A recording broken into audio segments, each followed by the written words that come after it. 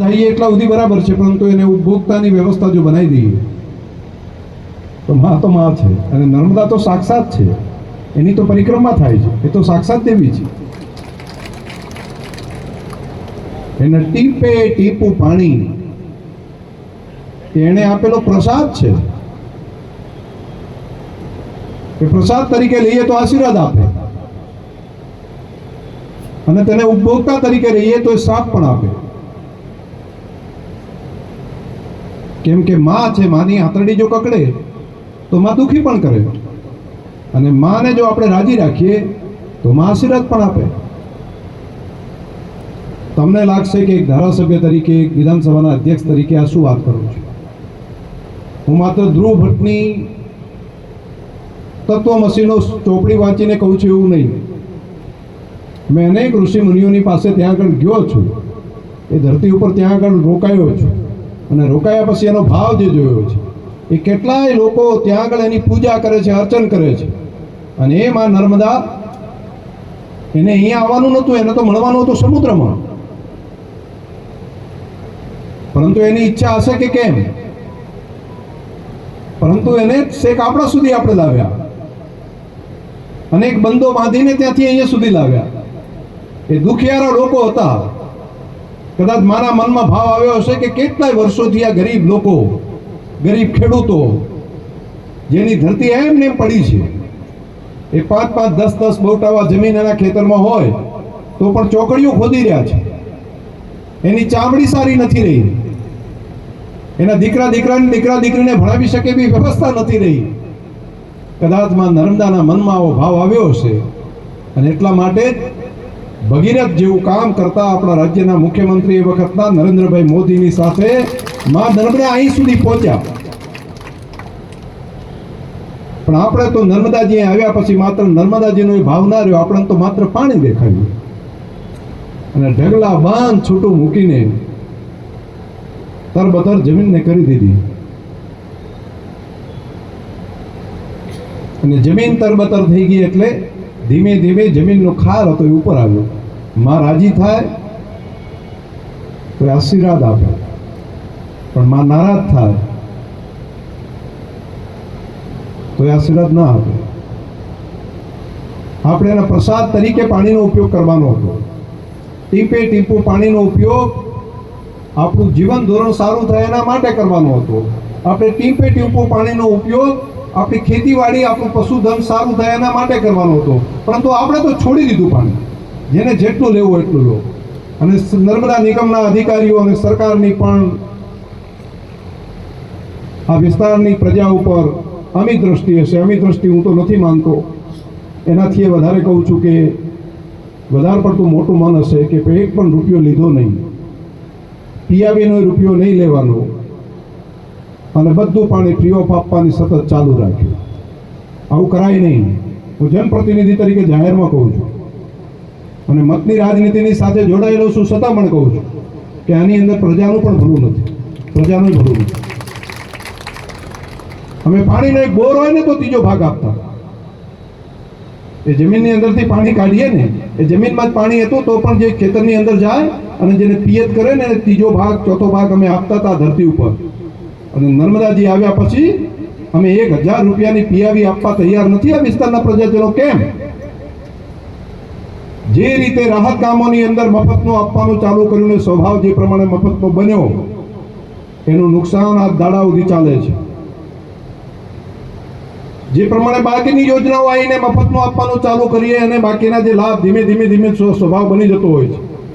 મારા ખેડૂતોનો સ્વભાવ દાન કરવાનો હતો. મારા ખેડૂતોને ત્યાં આવે તો દુષ્કાળની અંદર રહેતો તો પણ માણસ, એ ભૂખ્યો કોઈ માણસ આવે તો એને ભૂખ્યું ના રાખતો, એને રોટલો આપતો, એ પંખીને દાણા આપતો, એ ગાયને પૂળો ખવડાવતો. આ સ્વભાવની સામે નર્મદાનું પાણી આવ્યું ત્યારે 1000 રૂપિયાનો પિયાવો ના આપી શકે એવો સ્વભાવ બનવાનું કારણ માત્ર ખેડૂત નથી. મને લાગે છે કે આપણે પણ એને સખ્તાઈપૂર્વક અમલીકરણ કરવાનું કામ જો કરીએ તો 100% એ કામ આપવાની વ્યવસ્થા થાય. અને હવે તો કોઈકને સ્વભાવ એવો બની ગયો છે કે નર્મદા નિગમ જે દિવસે પાણી માંગવાની વાત કરે ને કે ભાઈ 5-10 લોકો તો તમે કમસે કમ માગણી કરો, તો ગામની અંદર એમ જોવા જાય કે સૌથી પૈસાદાર કોણ છે, તમે જઈને 1000 રૂપિયા ભરાઈ દો. કેમ? આપણે તો મણ એડા આપી શકાય, મણ એડા આપણે તો થઈ શકે એટલા 1000 રૂપિયા આપવાનો આપણો સ્વભાવ નથી. શું કામ આવું બન્યું છે મને ખબર નથી. માં રાજી ક્યારે થાય? એને પણ લાગે કે હું અહીં આવી છું, મેં આટલું આ લોકોનું કલ્યાણ કર્યું છે, મેં આવીને જીવન ધોરણ આ લોકોનું આટલું મેં બદલી નાખ્યું છે. અને જો ભાવ મનની અંદર ના રહે તો માં ક્યાંથી રાજી થાય? એ પૈસા નથી. જમીનનો ત્રીજો ભાગ જો દરેકના ખેતરમાંથી જો કરે સરકાર, જો કીધું હોત ને એ ટાઈમે તો હા પાડો, કોઈ ના નતા પાડવાના કે જેટલા દિવસ સુધી તમે નર્મદાનું પાણી આલો દર વર્ષે ત્રીજો ભાગ નર્મદા નિગમને આપશું, આવું કીધું હોય તો અમે હા પાડવાના હતા, તૈયાર હતા. પરંતુ અત્યારે 1000 રૂપિયાનો ભાવ પણ મહારાજ મનનો ભાવ નથી થતો અંદરથી. કેમ? મને સમજાતું નથી. એના માટે કદાચ જવાબદાર અમે જ લોકો બધા હશું કે અમે સતત ચાલુ કરી દઈએ, તમે આવો વાત કરો અને પાણી તમે ચાલુ કરી દઈએ. તમે કહો ના કરી દો એટલે અમે ચાલુ કરી દઈએ. હવે મને લાગે છે કે વ્યવસ્થા તમારે એવી બનાવવી જ જોઈએ, આજે નહીં તો કાલે, કે દરેક લોકો પીઆવીનો વ્યવસ્થા પણ કરે, 100% ડ્રીપ અને સ્પ્રિંકલરની વ્યવસ્થા કરે. અને હું તો માન્ય મુખ્યમંત્રીશ્રીને રજૂઆત એક વખત કરીશ કે નર્મદા નિગમની અંદર જેમણે પિયત કરવું હોય એને 100% ટપક સિંચાઈ કરે, એને જ પાણી આપવાનું, બાકી પાણી નહીં અપાય.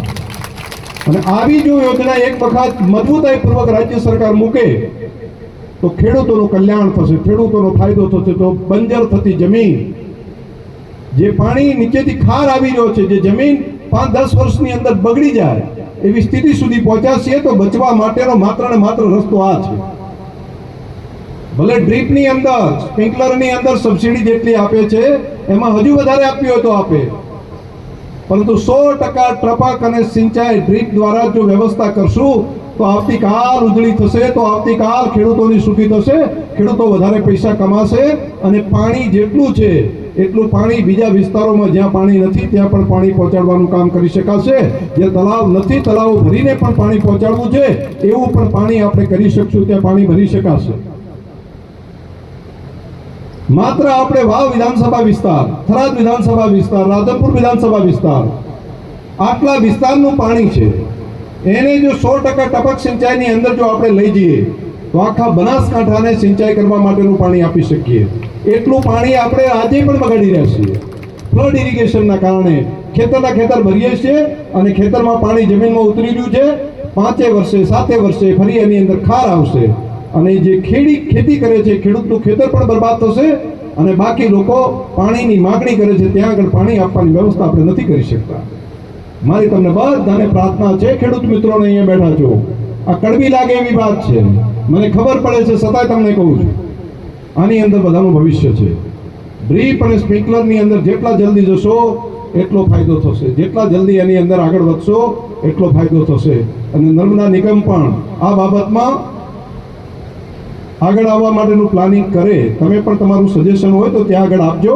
અને પૈસા આપવા બાબતે એની ક્રિયાઓ આપે, એ 1000 રૂપિયા 500 રૂપિયા જે તમે નક્કી કરેલો નોમિનલ ચાર્જ છે એ આપવામાં રોકવા માટે અમે સ્ટેજ ઉપર બેઠેલા કોઈ આગેવાનોને વાંધો નથી. અહીંયા તમને કોઈ વાંધો ખરી? 500-1000 રૂપિયા આપવામાં કોઈ તકલીફ ખરી કોઈને? હાથ ઊંચો કરો બધા સંમત હોય તો. બધા લોકોનું મન છે, બધાનો ભાવ છે, પણ અંદરથી પેલો લોભનો ભાવ આવે છે બધાને. અને તમે જો સમયસર એની અંદર કરતા હોય તો સમયસર પાણી અત્યારે 15 દાડા મોડું પડ્યું, અઠવાડિયું મોડું પડ્યું ના થાય.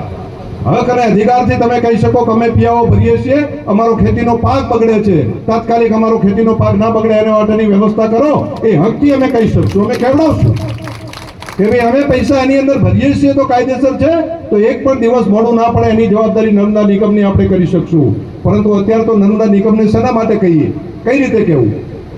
કાયદેસર કંઈ છે જ નહીં, નથી માગણી કરી, નથી આપણે પિયત કરતા. હવે તો 7-12 પણ હજુ તો કેટલાકની અંદર લગે છે બિન પિયત.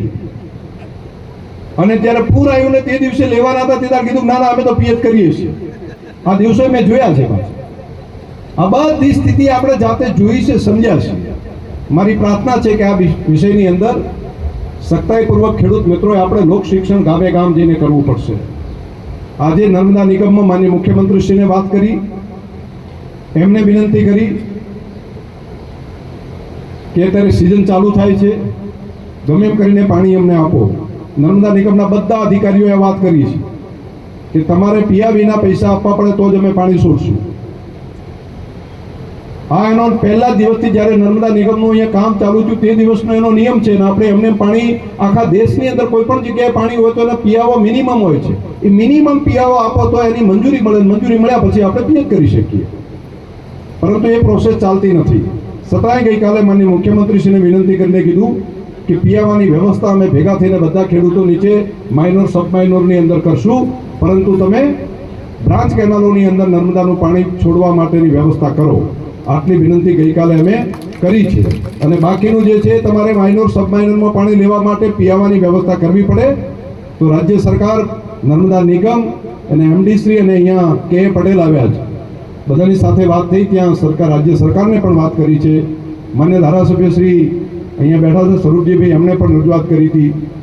અને બધાના ફળસ્વરૂપ આવતીકાલથી બ્રાન્ચ કેનાલોમાં પાણી છોડવા માટેનો નિર્ણય કરવાનો નિર્ણય કર્યો છે. તે આવતીકાલથી પાણી એનું ચાલુ થઈ જશે.